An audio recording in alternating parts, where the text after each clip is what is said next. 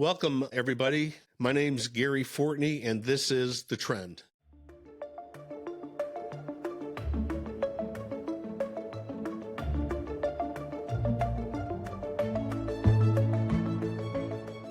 Thank you, everybody, for joining us for the Trend podcast. It's great to have you back again. And we're going to continue on with episode 2 of David Koresh. It's a 3-part episode or programming on cults and cult leaders. And we've already talked about Charles Manson. We've talked about Jonestown with Jim Jones and the People's Temple. And I've been talking about David Koresh and David Koresh's followers, the Branch Davidians, and we're going to talk about what happened regarding a law enforcement investigation that turned into a raid on the Waco compound.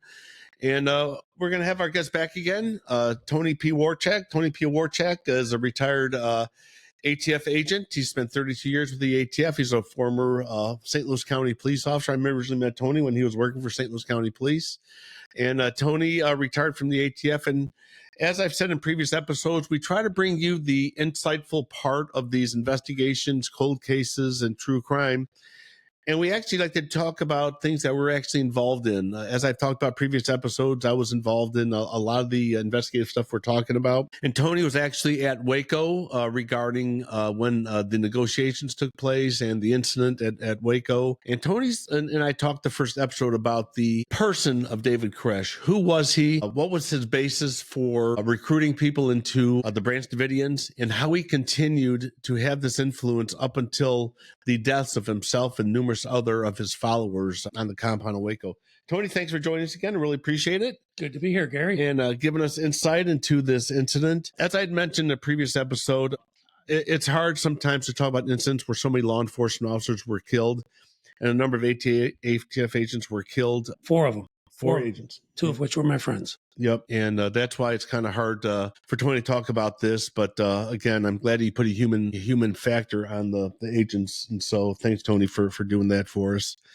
And having this happen, it puts things in perspective about the dangerous law enforcement aspect and how this continued on involving something I felt like could have been prevented. And we're going to talk about the actual day that the search warrant was going to take place. And I want Tony to get into the day that happened. And it is now well known that David Koresh and his followers were tipped off about the raid coming. Tony, thanks for joining us again. And let's jump into that a little bit about the investigative aspect in the day that the search warrant was taking place and what happened regarding the undercover ATF agent inside the compound and the overall aspect of this search warrant. Well, we talked in the previous episode about the sheer logistics of a execution of a federal search warrant on a compound as large as Mount Carmel and involving as many people, 100 or more, within the compound.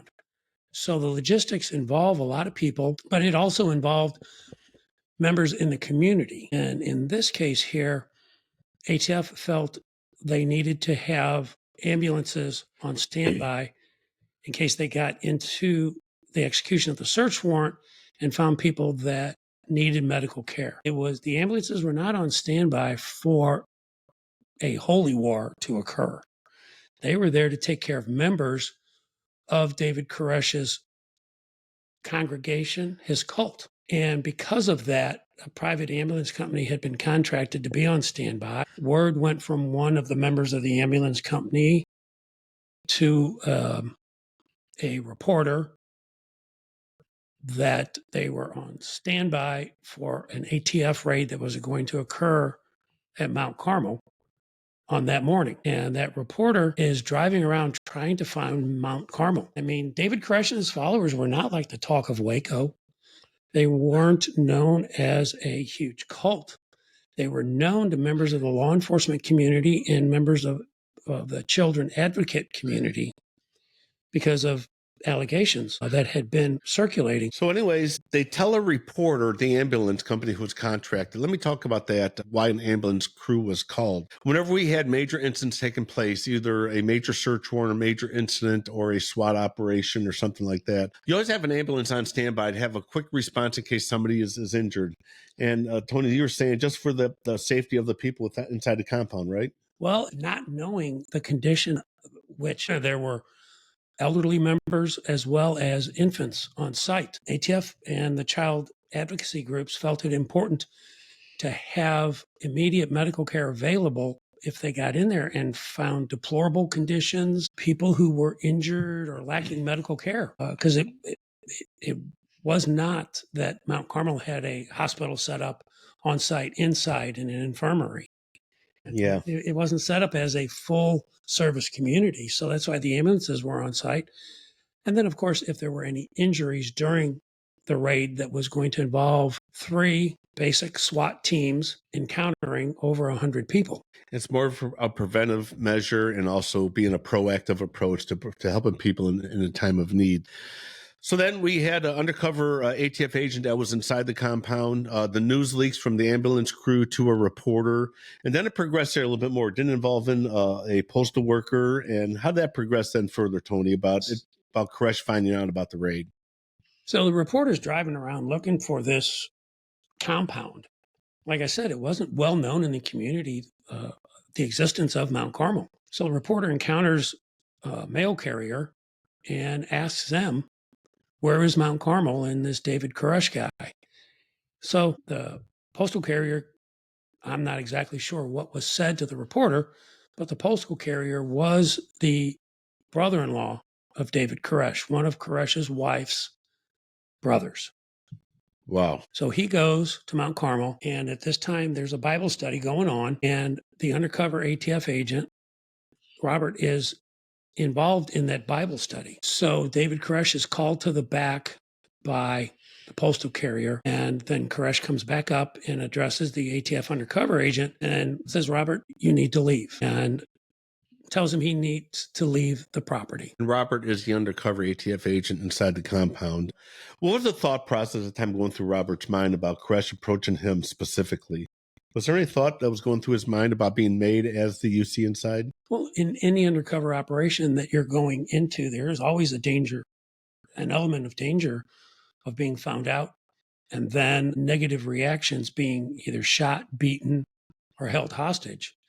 So, I mean, Robert, the undercover ATF agent, knew this was a possibility, but when David Koresh told him that he needed to leave, I see it as David Koresh knowing that Robert was not a true believer, that he had long suspected Robert and the other college students at that house were not actually college students, and they were law enforcement. And David Koresh, knowing that the undercover agent was not a true believer, told him to go, be on your way, wish you the best. And basically, you're not part of our congregation, our belief system, and you're not here to fight the holy war that is about to come. Did Robert, when he left the compound, what did he convey to the people or agents and supervisors on the scene? Robert told the commanders. Now, remember, there's a hierarchy when a large operation like this exists that goes from the incident commander, who could be more administrative, through the tactical commander to the tactical operatives or the agents that were going to execute the search warrant. So the incident commanders determined, even though Koresh, they felt, knew ATF was coming, the decision was made to go ahead and execute the search warrant. That's where I have the biggest problem with this, Tony, and you know more from your perspective about being on site. If I knew I was made, if I knew that they suspected that that the law enforcement officers were coming, to still go ahead with the raid or the search warrant, knowing that there's weapons inside, what are your thoughts about that? Do you have? I know it's probably personal thoughts about this, about your friends being killed there, but what do you think? Are you in agreement with me about that? It should have been held. Do you think going forward was the right move? I'm in total agreement that once you're compromised, if you're going in for illegal firearms, improvised explosive devices, they can't flush that. They can't hide that. They could dig holes, but eventually they're going to have to come out. So it became a decision of surround and call, surround and contain, and tell them what's going on inside the compound, and then begin David Koresh to come out, taking him into custody, and then the execution of the search warrant. I do believe that the raid should not have gone forward, but the scope of this search warrant, I believe the incident commanders got caught up in everything moving forward, the time that had been put in, and they're just going to let us come in and arrest them and do the search warrant, and we'll get all the evidence that we need. They truly did not understand David Koresh's philosophy and teachings of the apocalypse, and that ATF was going to bring about the apocalypse, and that this was fulfillment of David Koresh's prophecy of the apocalypse occurring. This was a way for Koresh to prove his teachings to his congregation, to his followers. I told you they were coming. I told you this is the end of times. And in a normal religious group, you're not going to arm yourselves and fight. But if you see yourself as the persecuted people and fighting a holy war, it's very different than people being in a modern day church for service and knowing that they're going to be raided. This was a very different set of circumstances. And I just think the incident commanders were caught up in it and did not understand the true scope of Koresh's power and his belief system.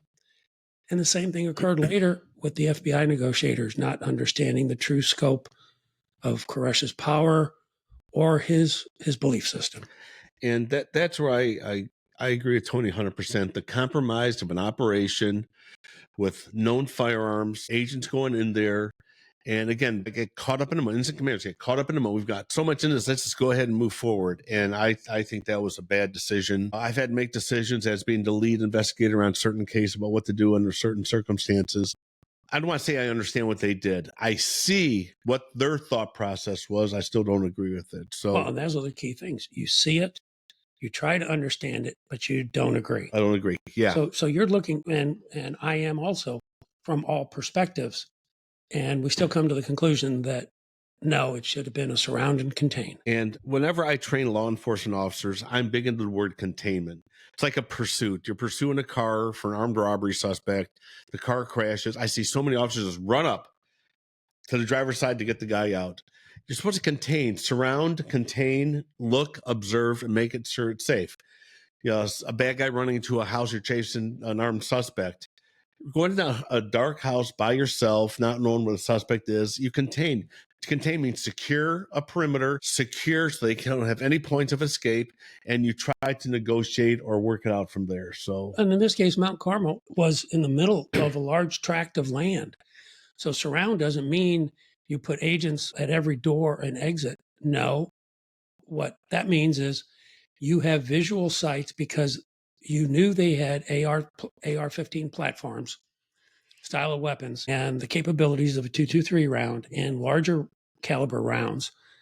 You don't put them out in the open. You move your distance you have, and you use optics, spotting scopes, binoculars to make sure if anybody leaves that they are taken into custody to determine their part in this as they get away from the compound. You don't need to be right up on the compound to do a surround, contain, and then call out. 223 Remington or 5.56 NATO round fired from these AR-15 platforms. You're talking a 600-yard range that could be an effective distance. And so, yeah, the agent that would have been in danger. Contain just means eyes on. It means just containing, controlling an area, controlling versus seeing an area. And you and I agree. So the raid takes place, a search warrant is executed, and I can tell you, I have seen the videos. I've watched what happened, and the officer caught at such a disadvantage, especially once on the roof going in through the access window on the roof, Tony. And I don't want you to get any bad thoughts about this, but I've seen what happened, and being a complete disadvantage. From what I understand, the officers go in, they breach the window area, which is from the roof access. Officers go in, and the walls erupt around them of all the gunfire that's taking place inside there that are attacking the officers. And complete disadvantage. The officers try to do a tactical retreat. The one officer shows him being shot on the rooftop himself, and it was a disaster. I'm not saying the officer did anything fault, but it was just unfortunate, the whole thing that happened there. Well, and the premise was that Koresh and the congregation would not arm themselves and would submit to the authority.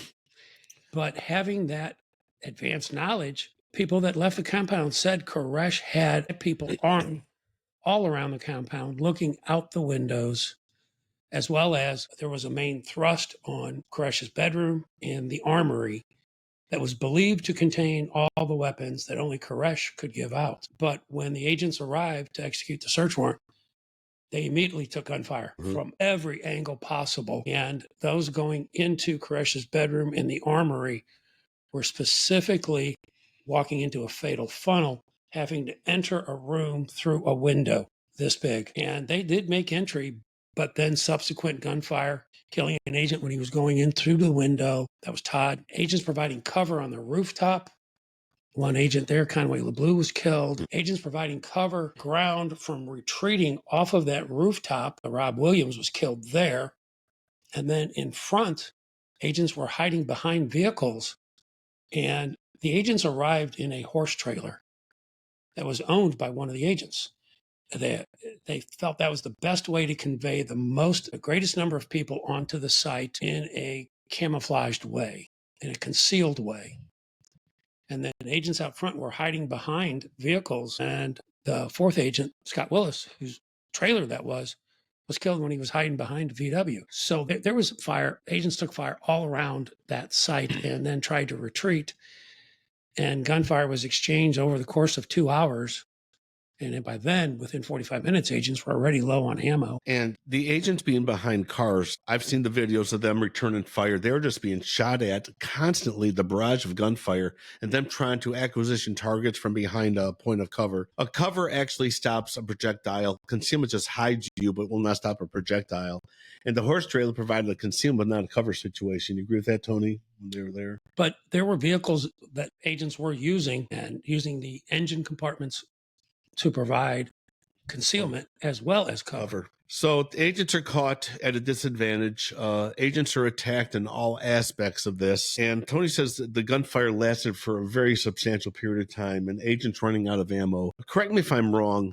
Wasn't there kind of a semi-ceasefire instituted to recover the agents as well as Koresh's people who had been shot? What about that, Tony? A tactical retreat was negotiated. And that tactic doesn't mean you're running away. It means you're retreating to a point of cover and safety for your own safety. Right, Tony? Yes, it was a matter of ATF gathering the 4 agents, as well as numerous agents that were injured and some critically.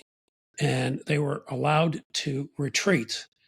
And again, it was at cover. Agents were providing cover in case they took incoming fire, but it was agreed upon they could leave the premise. And the agents did. I think for the safety of the agents, to help the wounded and recover the agents who had been killed. And I think that actually provided a moment to reflect a little bit about what had happened, to get people to safety, medical treatment. And then here's where it started a little bit more of a complex situation. The point of a tactical retreat, maintaining secure positions. And then what do you do? And so that's where decision came in. And the negotiations came into place. Tell me about the involvement of the FBI. The FBI was initially involved in the raid, but they came really close thereafter, wasn't it, Tony, when you were there? That afternoon, when I got there, ATF had the incident command post that was negotiating with David Koresh and his lieutenant, Steve Snyder.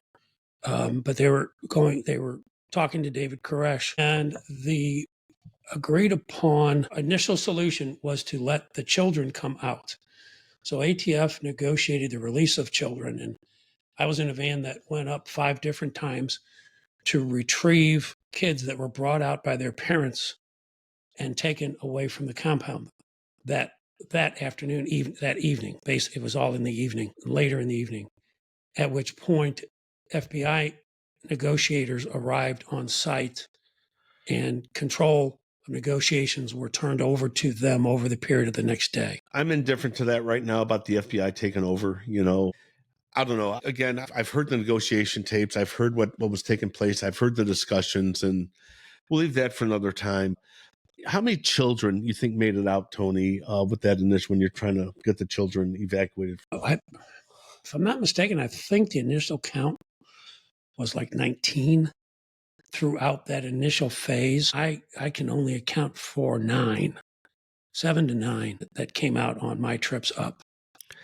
And children were killed inside when the fire happened? Yes, at the time there were children that some were shot, and there's supposition that that was a mercy killing when they had no way out, be it from their locked in hiding area or the ensuing fire. But, as far as FBI negotiators taking over, I believe that it was appropriate to provide experienced negotiators. And I don't say the total control of the situation to the FBI, but I do understand the reasoning at the time.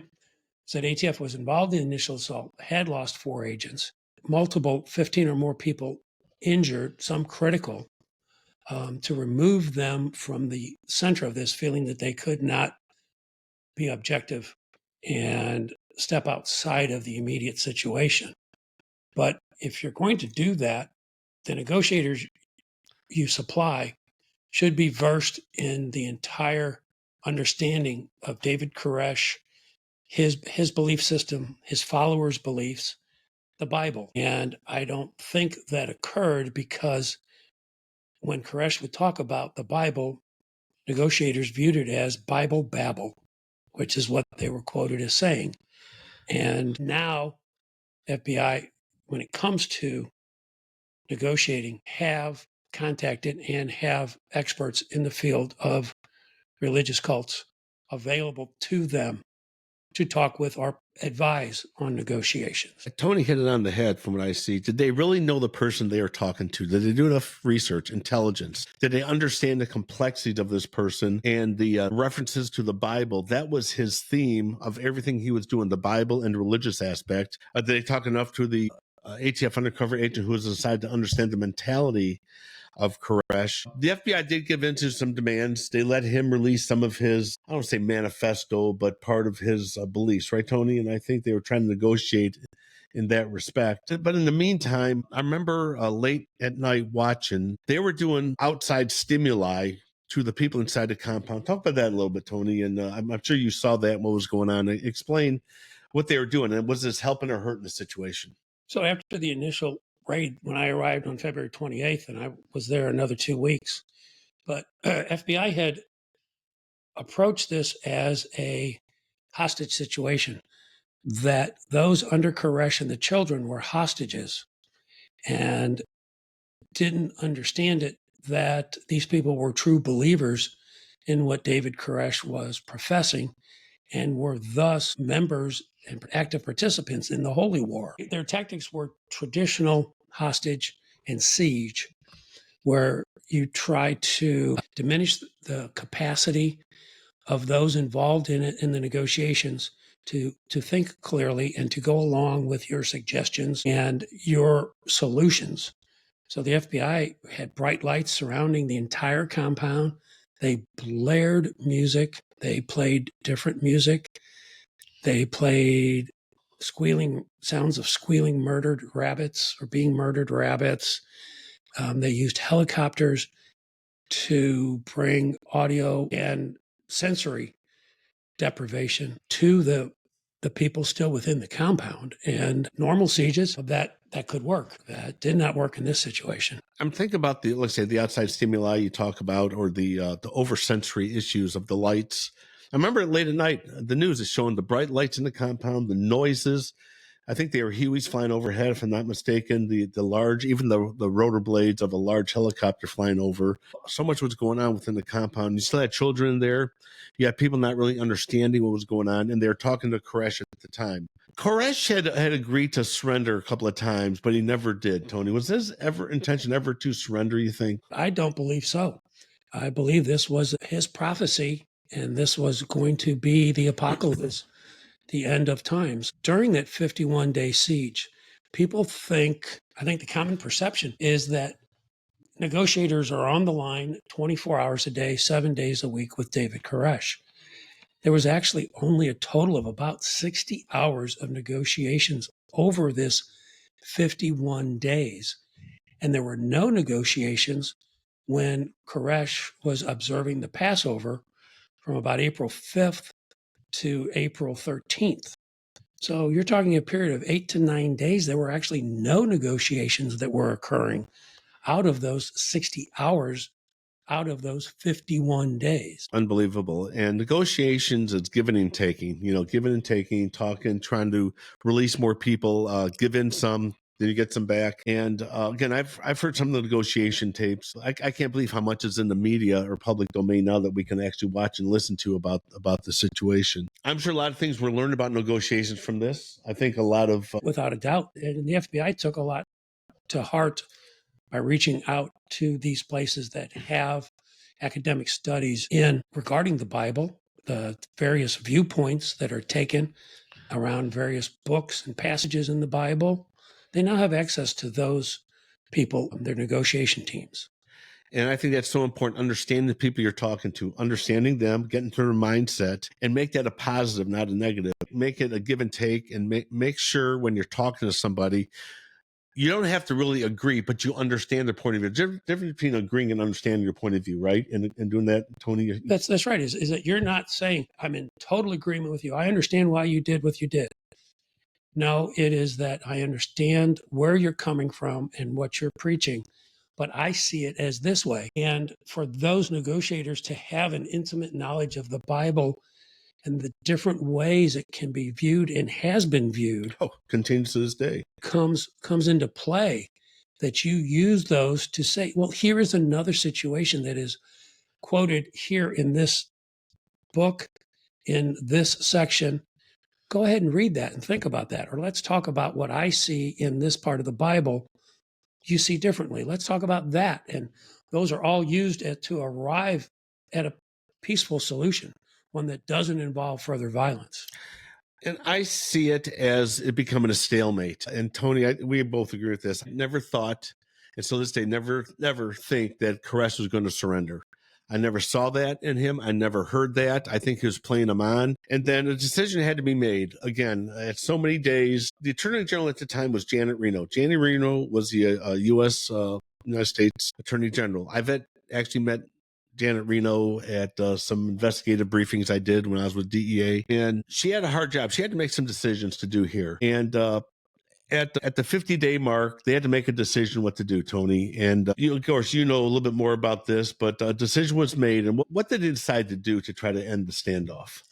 Well, they weren't going to do an armed assault. The decision was made to use tear gas to create an uncomfortable environment and get the congregation and Koresh to surrender through the injection of tear gas into the compound and the continued and increased injection of tear gas to make it unbearable to the point that they would leave, voluntarily leave. And if I'm not mistaken, Janet Reno made that call, right, Tony? Didn't she make the final call on that?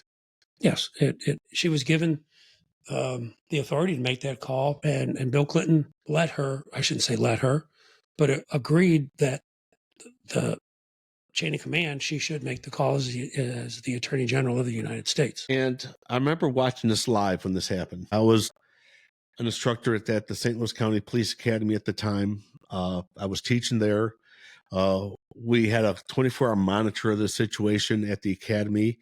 And I don't think they were actually Bradley fighting vehicles, I'm not mistaken, who came in there. And they had a long, in place of cannons, they had tubular structures on front of the tanks, right, Tony? And explain what happened there regarding how they injected the tear gas in. Well, they used combat engineering vehicles to breach the outer walls of the compound, and then used the tubes of the Bradley fighting vehicles to inject tear gas into the buildings of the compound where, through FLIR technology infrared, they believed most of the members were congregated. FLIR stands for forward looking infrared. You can see at nighttime its heat signature of different people. So yeah, they knew where the people were at. They injected tear gas in a strategic location through the tubular structures on the military vehicles. Again, they were armored, so the agents and/or personnel inside were protected from projectiles. They started inserting the gas. Did you think that would be successful? What were your thoughts? Well, I was gathered with my team at the ATF office. Our bags were packed outside in the hallway. We were due to fly back down there that day, April 19th, and we were going to be the evidence recovery team, part of the evidence recovery team, to go through the compound and to finish the execution of the search warrant by gathering evidence. So we were all gathered ready to fly out, and we watched it live as you were So you saw watching it too it. then. Okay. And at that point, I believe most of my team had the belief that this was not going to end well. This was the fulfillment of David Koresh's prophecy that the military was being used, the U.S. government and ATF and the FBI were being used to attack them for their religious beliefs, and this was the end. I remember watching as you were at the time, and I started seeing smoke rising out of the compound in an area different from where the tear gas being inserted. And I think, didn't the FLIR detect heat signatures inside of 3 or 4 different areas, Tony, of where they started the internal fires? Yeah, there were minimum 3 different areas that were determined to be areas of origin of fires that were uncommunicated between the 3 separate areas. And the public perception, the people that were beginning to put a hate on the government, the ATF, they were saying that the ATF purposely set the compound on fire, that they were the ones who started it and all this other stuff. No, but the heat signatures show 3 different areas of hotspots of the origin of the fire. We're not saying it caused this origin. Where did the fire start? And so that's pretty much conclusive about what happened there. It is. And the subsequent investigation that was done by the Texas Rangers and their fire investigators, and that was reviewed by University of Maryland, their fire protection lab, fire protection engineers, determined the separate multiple areas of origin that it wasn't immediate progression. They were totally uncommunicated areas. Senator Danforth, as special counsel, his report shows that there was flammable liquids on members of the Branch Davidians, mainly the leaders at the time, multiple areas of origin. The tear gas did not cause any of the fires. That's right. There was an injection of one questionable pyrotechnic tear gas canister that had occurred, but that was some 2 to 4 hours prior and was not in or near any of the areas of origin where the fire started. So there's been multiple levels of review of this. It was started within, as well as the FBI had spike mics into the compound and heard it being discussed, light that fire, carry that can over here. The subsequent evidence recovery by the Texas Rangers found multiple cans of Coleman fuel that were pierced, that punctured, and fuel was spread around them. Multiple containers of a flammable liquid, ignitable liquid, that had the same puncture marks. You know what bothers me mostly about that, Tony, and I'm thinking about the kids inside. You know what surprised me the most? When I saw the fire start and the smoke coming up and I saw the flames, my heart sunk. I think I saw 1 person or 2 people come out. I think a total of 11 made it out. Yeah, that's what I saw. All the people in the compound, all the people who were dying as a result of the fire, a few made it out. They decided to leave on their own. Some were badly burned, and some just didn't die from the fire. Some died from gunshot wounds, right, Tony? Well, some of them died from being buried alive as the collapse of the storage area they were in. The walls collapsed on them and killed them. Some were found that, as I mentioned in the previous episode, mercy killings, where there was no immediate escape. They knew the ensuing fire would consume them. So whether it was agreed upon to be a mercy execution, a killing, or they had agreed to submit to this, David Koresh and his lieutenant, Steve Schneider, were both found with gunshot wounds to the head. One thing is there is video of Koresh inside the compound during the time that the ATF were on the outside. He had been shot, right, Tony? Yes. He had been shot. He was still alive. He was talking. And the discussions that took place with him, I remember seeing some video of what he was saying at the time he was shot and inside the compound. I didn't think he was going to leave. At what point do you say, let's do this, let's do not? But a decision was made to insert the tear gas. It turned out to be either a mass murder or suicide or accidental deaths, however you want to word that. But so many people died on site, and it burnt completely to the ground. I watched the whole thing until it was all burnt to the ground. I remember seeing the fuel tank explode. There was an undercover fuel tank. I remember seeing the big ball of fire.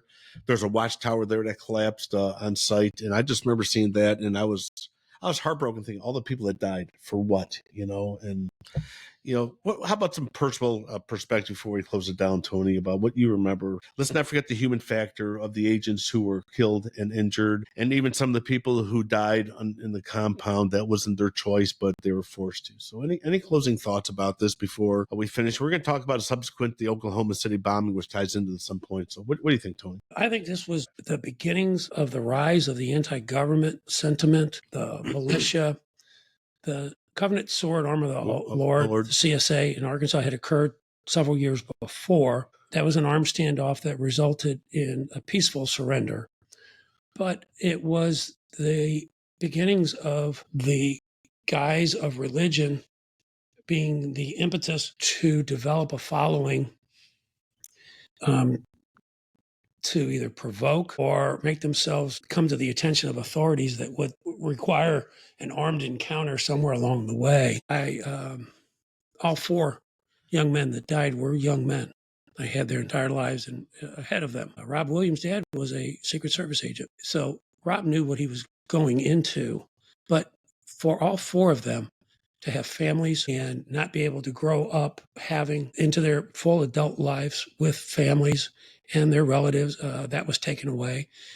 Granted, there were numerous people that were followers of David Koresh that lost their lives, and their extended families suffered greatly. Hindsight 2020, yes, I wish the surround and call out would have been employed versus the direct forcible execution of a legal federal search warrant. And then the resulting negotiations, I think a lot was learned from everything that occurred. I firmly believe law enforcement, federal law enforcement, and state law enforcement is better equipped to deal with various standoffs, sieges, negotiations based upon this incident, as well as others that we're going to talk about, all relative to the militia movement and its connection to religion. Never forget about the agents who were killed and injured. Never forget they were doing their jobs. They were doing what they were hired to do. They were doing, Tony, you being down there too, working as you did to try to rescue the children, and your involvement in losing some friends along the way. We can't forget that, the human aspect. And again, the learning process, we can't bring people back. I wish we could, but let's learn from it. And let's try to do some prevention. I like the proactive. What we learned, let's be proactive so it doesn't happen again. Let's learn for the safety of officers executing search warrants. Let's learn from negotiations. Let's learn about the incident commanders understanding the risk factors about, we all take risks in life, but is it a risk too much at the time? Maybe a reconsideration there. So a lot to be learned, still a lot to talk about, because we're going to talk about an incident that happened on April 19th of 1995 that ties directly in to the Waco siege that took place and involves the Oklahoma City bombing, which does tie into it. So, Tony, I want to thank you for being on this. I know it's kind of tough talking about your friends who were killed. Thanks for your intro perspective here. You see a lot that goes on TV. You see a lot in the media, but I have somebody here who is there. And again, Tony, it's heartening to know that we're learning every day. We're learning this, and for you to be a guest was really appreciative. I really thank you so much. Thanks for having me on, Gary, and allowing me to express my point of view and sentiments of losing friends. So anyways, until next time, I want to thank everybody. We got Georgia Means working the board. We got our executive producer, Sarah Streifler here, and thanks a lot for Tony for being with us. Okay. And again, we take good care of you guys out there. Good luck to everybody out there, and listen to us next time for The Trend. And remember, we try to bring you the facts, not the politics. Take care, everybody. My name is Gary Fortin. This is The Trend. Thanks, everyone, for tuning into this episode of The Trend. If you have any questions, comments, or suggestions, please feel free to reach out to us at The Trend's website at www.trendmediallc.com, or you can email us at any time at thetrend@trendmediallc.com. We welcome everybody's comments, suggestions, or reviews. Don't forget to stay connected with us on social media. Follow us on TikTok and Instagram at Trend Media Podcast, and join the conversation on Facebook by searching The Trend Podcast. Check out our Amazon page through the link on our website, where you'll find some of our recommended products. We'll be back next time with more true crime stories, insights on law enforcement trends, and current trends with our region and the people we serve. Until then, stay curious, stay informed, and stay part of The Trend.